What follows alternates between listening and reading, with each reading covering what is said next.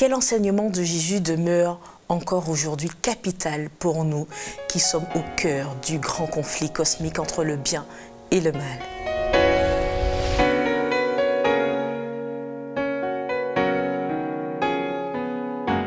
Bienvenue chers amis dans votre émission Autrement dit, c'est un plaisir pour nous de vous retrouver. Je suis en compagnie de Grégory et de Patrick. Bienvenue à vous deux. Cette semaine, nous verrons donc les enseignements de Jésus pendant qu'il était sur terre. Quels enseignements encore demeurent capitaux pour nous aujourd'hui comme annoncé? Quels sont selon vous, Patrick et Grégory, les grands enseignements de Jésus qui se révèlent en tout cas être capital pour nous aujourd'hui? Parmi tout ce qu'il a pu dire quand il était sur terre, lesquels selon vous semblent être capitaux? Je crois qu'on peut dire avec un brin de provocation que tout ce que Jésus a dit est capital, mais c'est vrai qu'il y a des vérités particulières. Et dans le cadre de l'étude que nous faisons maintenant, je crois que la vérité du sabbat est extrêmement importante. Garder à l'esprit cet enseignement dont les racines sont en Éden et que Jésus a perpétué. C'est un enseignement formidable pour le bonheur de l'homme et pour la fidélité envers Dieu. Donc je crois que l'enseignement du sabbat est un enseignement que je mettrai en avant comme étant capital, pour reprendre ton expression, dans tout ce que Jésus a dit et qu'il a inculqué à l'homme à travers sa parole. Merci Patrick. Et toi Grégory, est-ce qu'il y a un enseignement qui t'a marqué, un enseignement de Jésus en tout cas qui te semble être important aujourd'hui? Toujours dans le cadre du conflit, cette notion de sauver, du fait qu'il soit venu pour sauver.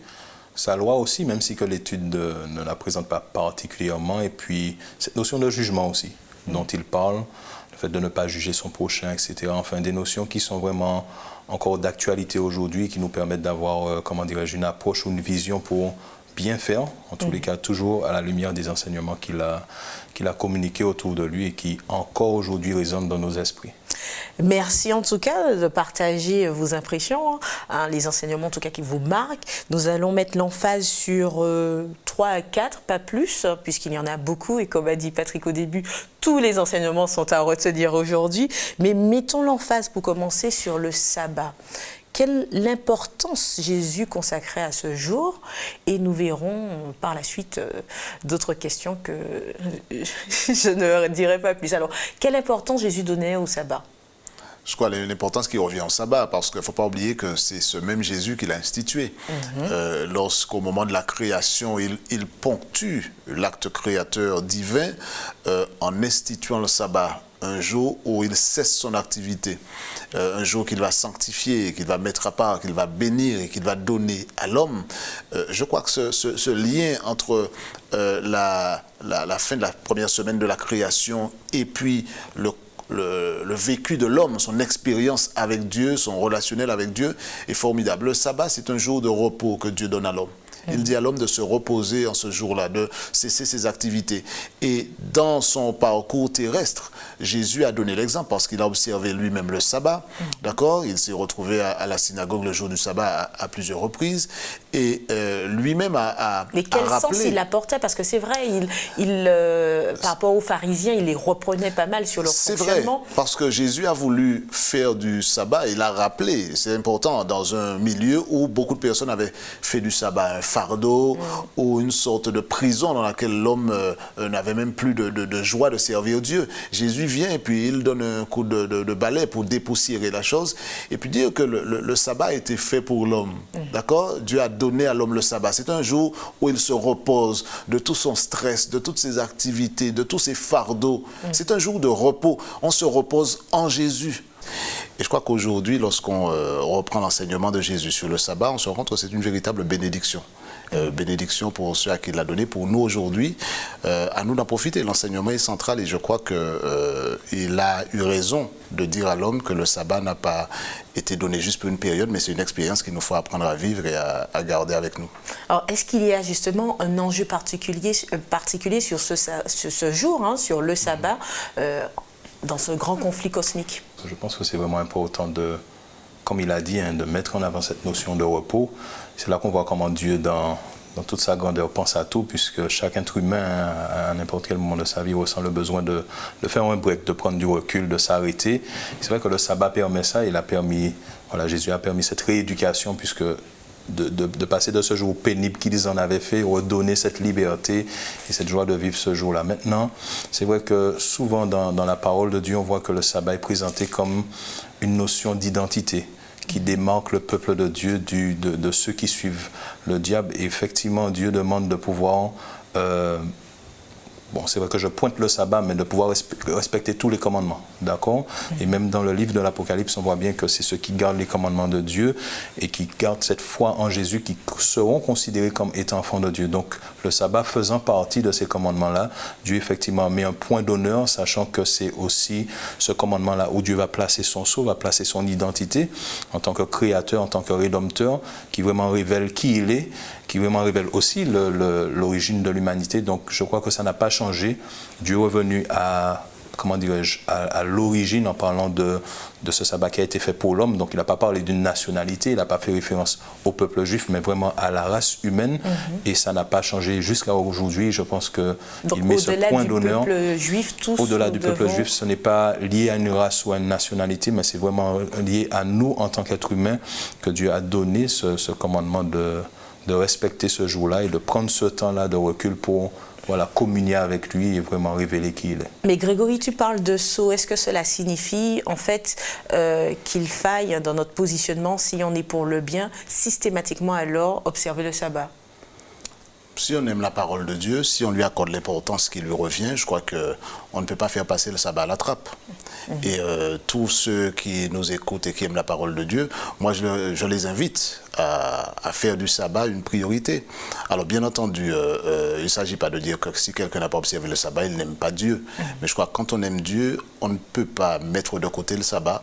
C'est une bénédiction pour l'homme. Dieu a donné à l'homme le sabbat, à nous d'en profiter, à l'observer dans l'obéissance et en faire un sujet de joie et de célébration. Alors quand on regarde les Écritures, quel jour parmi les jours de la semaine est considéré comme le jour de sabbat? Est-ce qu'il y a un jour particulier? Bien évidemment, dès la Genèse, Dieu précise qu'il s'est reposé après avoir créé la planète et tout ce qu'elle contient, notamment l'homme et la femme. Il s'est reposé le 7e jour, donc c'est vraiment l'élément indicateur qui nous permet, en tous les cas dans la semaine que nous avons, de pointer du doigt quel est le jour qui fait référence à ce jour de repos-là. Donc c'est le 7e jour, c'est le samedi. Donc c'est ce jour-là qui représente ce jour de sabbat. Et dans les Écritures, il n'y a pas de référence à un changement ou quoi que ce soit de ce genre. Donc ça a toujours été le 7e jour, ça n'a pas changé. C'est ce jour-là, effectivement, que je le crois, que Dieu a placé une bénédiction spéciale et demande à son peuple, justement, puisque Patrick parle de relation d'amour, parce que respecter les commandements de Dieu, ce n'est pas simplement faire les choses, mais c'est vraiment avoir ce contact, cette intimité, cette relation-là où on a envie de plaire à quelqu'un qu'on aime. Donc il nous demande de respecter ce 7e jour-là qu'il a placé dès la création.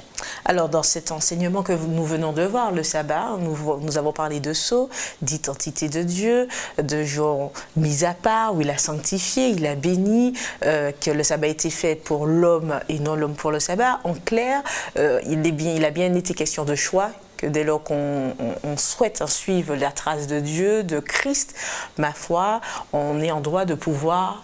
Moi, ça découlerait naturellement de pouvoir ainsi observer le sabbat, puisque c'est un style de vie, comme Patrick l'a dit dans les précédentes études, le contact avec Dieu nous met dans un style de vie où finalement, petit à petit, on reflète son caractère sur terre. Venons donc du coup à un deuxième enseignement qu'il aurait pu partager avec les disciples et le peuple à l'époque, dans la parabole précisément du semeur que l'on trouve dans Matthieu 13 pour ceux qui nous suivent, et je vous invite fortement à lire. Nous voyons qu'un semeur sème des graines, donc du coup, et les graines tombent dans plusieurs types de terre. Donc ça peut tomber le long du chemin, imaginons un chemin en goudron, ou ça peut tomber dans un endroit rocailleux, ou encore dans des épines, et par la suite ça tombe dans de la bonne terre. Alors, comment peut-on interpréter cette parabole aujourd'hui? Mais bien sûr. Alors Jésus avait le don d'utiliser des illustrations qui étaient très fortes, très parlantes. Et je crois que dans le cadre de la parabole du semeur, Jésus est en train de dire que la parole, la bonne nouvelle, va tomber dans le cœur de personnes qui vont la recevoir différemment. Alors certaines personnes vont être comparées à un terrain rocailleux, à un terrain où il y a des épines, des ronces. Il ne nous appartient pas de déterminer qui est quel terrain. On sait cependant que la parole de Dieu produit du fruit, mais la liberté qu'il a donnée à l'homme va l'amener à accepter ou à ne pas accepter ce message, à le laisser produire du fruit ou pas. Je crois que c'est une belle image que Dieu utilise. Les paraboles de Jésus sont, comme j'ai dit, très parlantes, très imagées. Il va prendre une image qui est familière pour les personnes de l'époque et faire dire à cette parabole quelque chose de fondamental. Que la parole de Dieu n'est pas semée dans le vide, mais elle tombe sur un terrain. Quel terrain sommes-nous? C'est là toute la question à laquelle il faut répondre. Exactement. Et qu'est-ce qui nous permettrait d'être la meilleure des terres? C'est un choix personnel. C'est un choix personnel et à nous d'entendre la parole et de laisser cette parole produire du fruit en nous. Alors, que pouvons-nous penser un peu de la déclaration de Jésus dans Matthieu 7, en tout cas versets 22 à 23, où il annonce en fait qu'il ne reconnaît pas les personnes qui auraient délivré des démons en son nom, qui auraient fait des miracles en son nom. Parce qu'on parle, en fait, pour faire le lien avec la parabole du semeur, on voit que la parole de Dieu porte du fruit, grandit selon la terre. Et on peut être n'importe quelle terre, il vaut mieux être la bonne terre. Et d'ailleurs, tu l'as dit, c'est à chacun de savoir quelle terre il est. Et dans cette dynamique, tout dépend de la terre que nous sommes, voici que Jésus, quand il s'adresse aux disciples, il dit que dans les derniers jours, il ne va pas reconnaître la personne qui semblait apporter du fruit, on peut dire ça comme ça, puisque c'est pas tout le monde qui peut délivrer quelqu'un qui était possédé, c'est pas tout le monde qui peut faire des miracles, au nom de Jésus, si je puis dire. Et donc c'est une sorte de fruit que la personne capable de faire ce genre d'acte, quand même, porte quelque part du fruit. Alors, comment interpréter un peu ce que Dieu a voulu dire dans ces versets? Je crois qu'il faut faire la différence entre la réalité et l'apparence. Je peux venir et parler de Dieu sans le connaître. Je peux dire, je peux donner un témoignage comme quoi j'ai fait des choses au nom de Dieu, mais les démonstrations extérieures ne traduisent pas nécessairement un engagement intérieur. Et ce qui intéresse Dieu, c'est que l'individu lui appartienne, qu'il soit en phase avec ce qu'il enseigne. Et quand quelqu'un vient et dit oui, je connais Dieu, quand quelqu'un vient et dit j'ai fait des miracles en son nom, ça ne veut pas nécessairement dire que cette personne est engagée. Mais comment la personne peut faire cela sans une certaine dose de foi tout de même? Alors, ce qu'il faut savoir, c'est que parfois, et ça nous paraît mystérieux, Dieu est capable d'utiliser quelqu'un pour sa gloire, même lorsque cette personne-là, pour elle-même, ne met pas en pratique ce qu'elle enseigne. Il peut y avoir un prédicateur qui prêche de manière très puissante la parole de Dieu, qui ne l'applique pas à lui-même, mais cette parole qu'il prêche va faire du bien à d'autres personnes. Et ça ne remet pas en cause le fait que la parole était belle, que des personnes ont peut-être été touchées, ont donné leur cœur à Jésus, même si ce prédicateur ne s'est pas appliqué à intégrer cette parole dans sa vie personnelle. Donc, il ne faut pas être étonné du résultat, mais la parole de Dieu nous amène à nous interroger sur la réalité de l'engagement et est-ce que les paroles que nous prononçons traduisent effectivement une alliance sincère et authentique avec Dieu. Alors, comment discerner le bon gré de l'ivraie? Grégory, tu as envie de réagir? Effectivement, parce que c'est vraiment très important et Patrick a déjà bien développé l'aspect. C'est vrai qu'on peut faire des choses qui semblent être bonnes et pourtant pas agréer de Dieu. D'ailleurs, dans l'Ancien Testament, il a eu l'occasion de le présenter en parlant du jeûne que lui-même demandait d'observer, des sabbats dans certains contextes ou encore des sacrifices qui dit que vous offrez, mais en fait, compte, je ne l'accepte pas. Pourtant, le sacrifice en lui-même n'est pas une bonne chose, mais il préfère un cœur sincère plutôt que le sacrifice. Donc, au-delà dans cette relation avec Dieu, au-delà de l'acte, il faut vraiment prendre en considération, et Patrick l'a dit, l'état d'esprit et la motivation qui pousse la personne à le faire. Oui, en apparence, on peut faire de bonnes choses, mais notre mentalité ou ce qu'il y a à l'intérieur, ce qui nous motive à le faire, n'est pas forcément inspiré de Dieu. Et je pense que cet aspect-là que Jésus présente permet aussi de redéfinir en quelque part le salut, qui est une faveur de Dieu qui ne s'acquiert pas par des choses qu'on fait, mais par un acte de foi qui nous pousse à croire en Dieu et comprendre que oui, peut-être que Jésus va dire à certaines personnes, je ne vous ai jamais connu, vous n'allez pas entrer dans le royaume, mais la question n'est pas de savoir que vous avez fait des choses, c'est est-ce que vous m'avez réellement accepté dans la vie. Donc, même si ces personnes peuvent dire oui, mais on a fait ceci ou cela, le salut n'est pas par les œuvres, c'est pas par ce qu'on va faire, mais vraiment par un choix personnel et par cet acte de foi, on va accepter justement la justice. Et puis, oui, voilà, la justice de Jésus, son sacrifice. Mais du coup, comment reconnaître le bon gré de livrer face à une personne qui pourrait, où Dieu se servirait, même s'il ne suit pas les préceptes et autres, et qui pourrait dire des choses pertinentes, mais d'autres aussi qui pourraient mélanger le vrai du faux. Comment nous, extérieurement, nous pouvons avoir le discernement pour suivre le bon berger, si j'ai envie de dire? Chacun doit faire son propre choix. Cependant, ce n'est pas à nous de déterminer qui est le bon grain, qui est l'ivraie. Je dois m'assurer que dans ma relation avec Dieu, je reste fidèle à ce qu'il m'a enseigné, mais je ne suis pas là pour regarder les autres et déterminer que tiens, celui-là, il est l'ivraie, celui-là, il est le bon grain, etc. Je dois m'assurer que ce que Dieu m'a enseigné, je le pratique. Je suis le Seigneur par amour, par dévouement, par fidélité, et je laisse à Dieu le soin de déterminer qui est qui. Et je crois que ça, c'est la sagesse à laquelle nous sommes invités par la parole de Dieu. Totalement, et ça, on arrive justement au troisième enseignement, qui est le jugement, et où Jésus, d'ailleurs, nous recommande de ne pas juger le prochain. Alors, Grégory, selon toi, pourquoi Jésus met l'accent dessus? C'est vrai que Patrick a ébauché un certain nombre de raisons, mais pourquoi lui met-il l'accent sur le jugement? Je pense que Jésus l'a expérimenté. D'ailleurs, si je prends l'exemple de la femme adultère, qui a été amenée auprès de Jésus, où les pharisiens et ceux qui étaient autour ont utilisé les textes de Moïse pour dire voilà, cette femme a commis l'adultère et selon la loi, elle mérite la mort. Une forme d'injustice aussi, puisque je ne pense pas qu'on puisse commettre l'adultère tout seul. C'est vrai. Donc je pense que l'homme aurait dû être présent. Mais ceci est un autre sujet. En tous les cas, c'est l'attitude et la réponse de Jésus qui est intéressante. C'est-à-dire que pointer du doigt cette tendance naturelle que l'homme a lorsqu'il juge de se placer sur un piédestal en pointant du doigt l'autre, mais en ne voyant pas ce que lui, il a dans l'œil, pour reprendre un petit peu l'expression de la paille dans l'œil de l'un, enfin de son prochain, mais la poutre qu'il y a dans la nôtre ne nous pose pas problème. Et je pense que dans ce cas-là, Jésus a voulu sauver tout le monde, non seulement cette femme-là à qui il a fait grâce, mais aussi ces hommes où il a posé cette question, mais si apparemment l'un d'entre vous n'a jamais commis d'erreur, ou n'a jamais fait quelque chose que la loi ne devrait pas condamner à la mort, qu'il jette la première pierre. Et on voit bien qu'ils n'ont pas lancé cette pierre, mais qu'ils l'ont lâchée à terre, parce qu'en fait, on ne peut pas se placer sur un rang où on se dit, voilà, il a fait ça, moi je n'aurais jamais fait ça, pourquoi il le fait? Cette tendance naturelle à juger, à condamner, je pense que c'est ce que Dieu nous demande d'éviter de faire.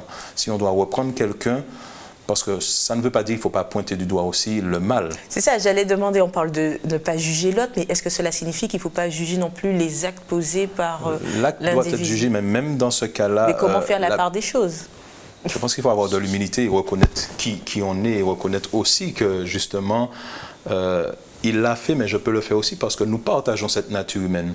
Donc lorsque j'entends que quelqu'un, par exemple, a, je ne sais pas, pour le dire un peu familièrement, balancer son enfant sur le mur et se dire oh, c'est vraiment quelque chose d'abominable, je n'aurais jamais fait ça, on n'est pas capable de pouvoir dire ça. On est capable justement du pire. Et c'est cette humilité, c'est le fait de reconnaître qui nous sommes qui va nous permettre de dépendre de Dieu et nous dire l'autre a fait cela et je vais avoir compassion pour lui, ça aurait pu être moi. Et je dois me rappeler que Jésus veut sauver aussi cette personne. Donc, c'est vraiment reprendre la personne dans la charité en ne cautionnant pas non plus le mal, en disant que c'est bien, c'est pas bien grave, mais en reprenant cette personne dans la charité. En fait, le but derrière ça, c'est de pouvoir sauver. Oui, j'allais demander, mais pourquoi avoir un regard est-ce que c'est nécessaire d'avoir un regard sur les actes d'autrui? Alors, on fait partie de moi, on ne peut pas se déconnecter de ceux qui nous entourent. Cependant, Dieu nous invite à nous préoccuper de notre propre salut, c'est-à-dire de nous assurer que nous sommes toujours dans le droit fil de ce qu'il enseigne. Par contre, je ne suis pas aveugle à ce que font les autres, mais je ne suis pas là pour juger, je ne suis pas là pour porter de jugement sur l'autre. Je dois prier, demander à Dieu d'entourer l'autre, de l'encadrer, de l'aider à marcher droit, et moi-même être un exemple pour cette personne. Mais je ne peux pas porter de jugement, puisque, comme Grégory l'a dit, je suis tout aussi sujet au péché que lui. Donc il s'agit avec sagesse, avec humilité, de regarder mon frère sans le surveiller, de prier pour lui sans le juger. Et je crois que c'est ce qui constitue la sagesse et la maturité chrétienne. Et c'est vrai, j'avais envie de nous projeter de manière pratique. Si nous avons un frère, un neveu, un cousin, une sœur ou qu'importe qui, par ses actes, on voit hein, à l'image de la lumière, ne rencontrerait pas hein, dans le style de vie souhaité par Dieu, comment pouvoir dire les choses sans que cela puisse être perçu comme un jugement, voilà, sans pour cela juger et non seulement sans que cela soit perçu comme un jugement. Est-ce qu'il y a un mode d'emploi? C'est vrai que tu parles d'humilité et autres, mais est-ce qu'il y a encore d'autres choses? On ne va pas toujours arriver à bien faire. Parfois, on a de bonnes intentions et puis la maladresse est bien présente. Si mon frère fait quelque chose qui est mal, si je l'aime, je dois pouvoir attirer son attention sur cela. Cependant, je dois le faire avec sagesse sans lui donner l'impression que du haut de mon piédestal, je le juge et je lui montre qu'il est déjà condamné. Je crois qu'il faut, par amour, dire ce qui ne va pas avec amour, avec un langage qui témoigne de l'humilité, de la sagesse que Dieu nous permet d'avoir, mais ne pas dire que parce qu'il ne faut pas juger, alors je ne dis rien, je ferme les yeux, je ferme la bouche. Je crois que tout c'est une question d'équilibre et de sagesse. Mais nous sommes les gardiens de notre frère, pour employer une expression biblique, devons nous aider les uns les autres, prier les uns pour les autres, et demander à Dieu de supporter les mieux. Oui, voilà. Et puis on ne peut pas juger l'autre quand nous-mêmes on est dans le même cas de figure. Quand nous-mêmes on soit loin d'être parfaits. Oui. Ne pas penser, parce que l'effet vient de préciser que nous sommes les gardiens de l'autre. Je pense qu'il faut vraiment prendre la situation comme un devoir, parce que Dieu utilise des hommes et des femmes pour justement pointer du doigt ce qui ne va pas et reprendre ces personnes. Comme il a fait pour David, il a bien envoyé Nathan pour, au travers d'une petite histoire, une petite anecdote, lui montrer que voilà, ce que tu fais n'est pas bien, n'est pas agréé de Dieu. Maintenant, il ne faut pas non plus que la réaction de la personne devienne relative par rapport à notre démarche. On peut bien faire les choses, le faire avec humilité, avec amour. Ça ne garantit pas que la personne en face va forcément accepter réceptive à, entre guillemets, la réprimande. Donc je pense que c'est plus ce devoir-là qu'on a par rapport à Dieu de, voilà, mon frère, ma soeur ou mon prochain ou ma famille a fait quelque chose. Je pense qu'on essaie de voir plus loin et de voir que cette chose-là peut lui causer du tort et on n'a pas envie de ça. Comme Patrick l'avait dit, ce principe d'aimer son prochain comme nous-mêmes, on a envie qu'il fasse bien. Donc, on va faire cette démarche. Maintenant, la réponse ou la réceptivité de la personne appartient à elle et c'est à elle de voir qu'est-ce qu'elle va faire de cette démarche qui sera faite auprès d'elle. Merci à vous deux. Alors, c'est vrai que Jésus aussi incite chacun à s'ancrer carrément sur lui qui représente le roc. Il image d'ailleurs ça ici, vaut mieux bâtir sa maison sur le roc que sur le sable. Alors comment on peut le faire, on peut faire ce choix-là au quotidien? Comment on peut bâtir nos choix sur ce roc? Comment on peut être conscient? Parce que c'est difficile, on peut intellectuellement être d'accord avec toutes sortes de philosophies et on peut être d'accord plus précisément avec la Bible, avec les commandements, avec tout ce qu'il faut, tous les enseignements qu'on vient de voir, tous les enseignements de Jésus. Mais comment être conscient des actes, des gestes que l'on pose au quotidien et voir si ces actes concordent avec ces enseignements. Vous voyez ce que je veux dire? C'est qu'on peut partager intellectuellement, oui, je suis totalement en phase, d'accord, et même se projeter dans ce que Jésus dit. Mais dans les actes que l'on pose réellement, il peut y avoir une dissonance. Alors comment justement arriver à cette prise de conscience et voir que nos actes rentrent bien dans le chemin voulu par Dieu? Je crois qu'il y a des choix à faire, des choix clairs qu'il faut poser. Il y a un passage de l'Ancien Testament qui invite l'homme à ne pas s'appuyer sur sa propre intelligence. Faites confiance à Dieu. Donnez-lui l'occasion d'éclairer nos choix. Si moi, je dois faire un choix au quotidien, je dois pouvoir le faire en priant, en consultant Dieu, et en ne disant pas, voilà, j'ai choisi ça parce que je suis persuadé que c'est la bonne chose. Est-ce que Dieu me donne son aval? Est-ce que j'ai son approbation? Si je peux le dire, eh bien, je fais des choix au quotidien qui témoignent que c'est Dieu qui dirige. Et à partir de là, je peux avancer. En faisant cela, je suis dans le droit fil de ce que le texte dit. C'est-à-dire, je construis sur le roc. Je reconnais ma propre insuffisance et je donne à Dieu l'occasion de me donner cette base solide qui sera stable. J'aurai des tentations, j'aurai des difficultés, mais je vais tenir bon parce que j'ai ancré ma vie en Jésus. Mes choix ne sont pas les choix que je fais par ma propre sagesse, mais c'est Dieu qui dirige. Il est la base de tout ce que je fais. Merci Patrick. Est-ce que Grégory, tu aurais une... Dans la même continuité, c'est cette notion d'option, puisqu'il y a le fait de bâtir sous le roc et aussi le fait de bâtir sous le sable. Totalement. Donc Patrick l'a dit, c'est vraiment une question de choix, de décision que chacun doit prendre pour lui-même. Et justement, le fait de placer, et je trouve que c'est une très belle image que Jésus se représente comme ce rocher-là. Effectivement, si on est fondé sur lui, peut-être qu'il y aura des moments difficiles, des épreuves, mais la maison va rester bien stable, va tenir bon et va tenir jusqu'au bout. C'est vrai qu'on a tendance à penser que des fois on peut y arriver par nos propres forces. Et des fois on peut, mais pas très longtemps. Et les conséquences sont des fois très difficiles à accepter, à acquiescer et à pouvoir endurer. Donc je pense que l'invitation est lancée, le choix encore est lancé, et Dieu nous donne encore l'orientation par son amour de s'appuyer sur Jésus-Christ et vraiment s'accaparer cette justice qu'il est prêt à nous offrir. Merci Grégory, merci Patrick, merci à vous de nous avoir suivis. Faisons donc les bons choix, ce au quotidien. Nous vous donnons rendez-vous un prochain Autrement dit.